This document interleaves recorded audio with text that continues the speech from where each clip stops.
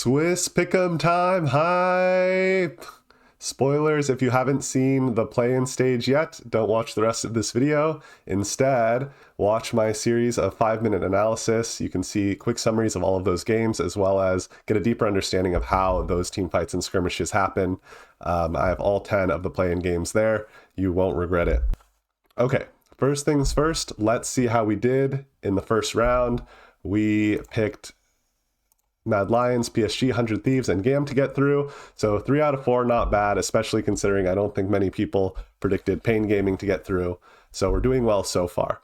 Checking our crystal ball. I don't think there were any pentakills, so that's looking good. I don't think there were any Baron steals, so that's looking good. Cassante Death Fund is doing okay. Most Picked is doing okay. Renekton Bands is doing pretty bad. Things can change in the Swiss stage, but this one's not looking super great for me. Ornn could definitely still happen. We just need 5 Ornn games for that one to happen.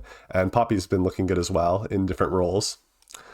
Still possible for PSG Talon to be the team which goes farthest from the minor region. So overall, our pick'ems have been doing well. Let's look at the Swiss. Okay, for the Swiss, my current pick'ems are all 8 Eastern teams, with BLG being the team that goes 3-0. They're not only, I think, the most powerful team, but pretty consistent as well, so I think they're a pretty solid pick for 3-0. Here's the thing. I think G2 is the strongest of the Western teams this year, but I don't personally think that they're stronger than LNG or Weibo or D plus Kia or T1.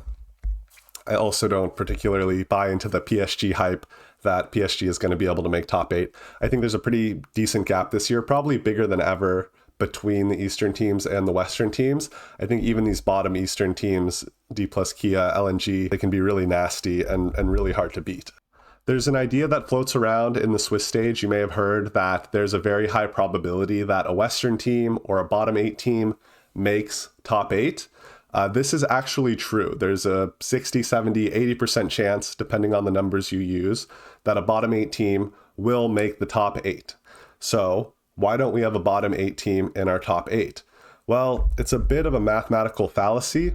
Just because there's a very high chance that some bottom 8 team is going to make the top 8, it doesn't really give us any idea which one it's going to be. And as soon as you lock in, say it's going to be G2, then your odds of being correct go way down again. On top of that, say you wanted to put G2 in your top 8, you also have to pick which team you think is not going to make it. And so that doubles your odds of getting something wrong, because even if G2 were to get into the top 8, if you're wrong about which team doesn't make it, then you're still missing a point. So for a bunch of mathematical reasons that I won't go super into, it's basically always optimal to pick what you think are the 8 strongest teams. So if you genuinely believe that G2 is one of the 8 strongest teams, put them in your top 8. Just put whatever you think are the 8 strongest teams. For a quick elaboration on that, let me throw it over to Professor Brain. Thanks, Sizable. So what we see here is some sample numbers I put in about how frequently each of the seeds will get through the group stage to the top 8. So seed 1, 94%, seed 6, 82%, seed 8, 66%, seed 9, 29%. So this is if you thought G2 was your 9th seed, would get through 29% of the time. Let's say seed 10 TL, 24% of the time, FlyQuest, 20% of the time, Fnatic, 17% of the time. If you add all these up, the odds of any of the bottom 8 seeds getting out is 85%. But the odds of any individual one, the most likely one, G2, only 29%. We could also alter these numbers and run a different simulation such that G2 is like a heavy favorite, that almost say none of the other teams have a chance to get out, but G2 has a 63% chance to get out, and overall an 88% chance that one of these bottom teams will get out. But we see that even in this most favorable for G2 situation, the 8th seed, maybe D plus Kia, still has a 67% chance to get out, higher than G2. So no matter which way you kind of fudge the numbers, the 8th seed is pretty much always more likely to get out than the 9th seed. The other thing that my simulation software showed is that preventing rematches doesn't really do anything to raise or lower the probability that strong teams will get through, because by the time you're in the 2-2 bracket, you've ended up playing about the same number of teams weaker than you and teams stronger than you. So even though you're not going to have to rematch another strong team who you've already played against, you're also not going to get to rematch a weaker team that you've beaten earlier on in the tournament. So it ends up being a wash. I think that it's a good thing for viewership to see more unique games, but it doesn't really change the math in any significant way. Back to you, Sizable. Thanks, Professor Brain. Now, there are 5 exceptions to locking in who you think are the top 8 teams for Swiss. The first exception is if you want to have fun.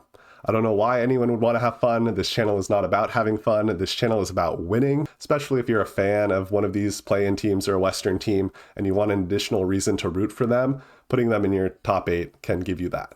Second exception, if you want to be unique. So if this is what you lock in and this is what happens, there will probably be some other people who bet on this, right? Because it's a more common, sensible configuration. If you want to lock something in crazy, then it's much less likely that you'll be correct. But if it does happen, you get to be the king for that week, right? And say, I was one of the only people who picked this. The third exception is if you are superstitious, if you believe that the universe follows certain rules, like there must always be a Swiss team in top 8, or G2 always makes top 8, then you would obviously want to put those in your top 8. The fourth exception is actually a mathematically valid one. It is that if players are superstitious, that could affect the outcome. If you think that G2 might ordinarily lose to this Korean team, but if they face them in the 2-2 bracket and the pressure's on and it's G2's last chance to get in, that G2 is going to get extra hyped up, play extra well, better than they usually would, or that the Korean team is going to play worse than they would if they face G2 earlier on in the tournament. These types of things, these emotional, psychological factors, they might also convince you to put something else in your top 8. I don't personally believe that that's going to have too much of an impact.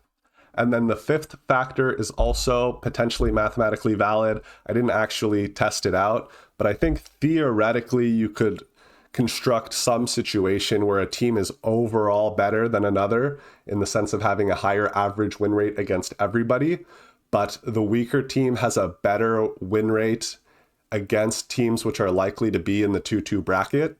And so maybe that team could have some mathematical edge because both teams, like 8th and 9th seed, would be very likely to end in the 2-2 bracket, but then the 9th seed has better matchups against other teams that are likely to be in the 2-2 bracket. Maybe something like that could be mathematically valid. So those are the 5 exceptions where you might want to put a team who you don't think is in the top 8 in your Swiss bracket.